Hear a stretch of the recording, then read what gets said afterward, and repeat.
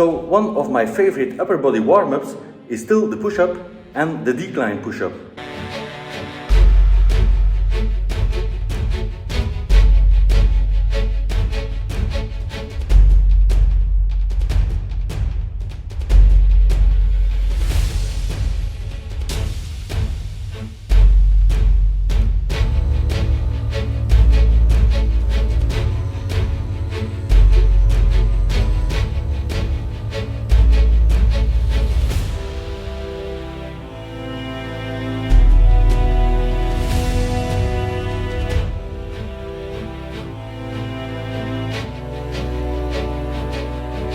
You can buy my workout programs as well as other merchandise in my webshop, link in the description under this video.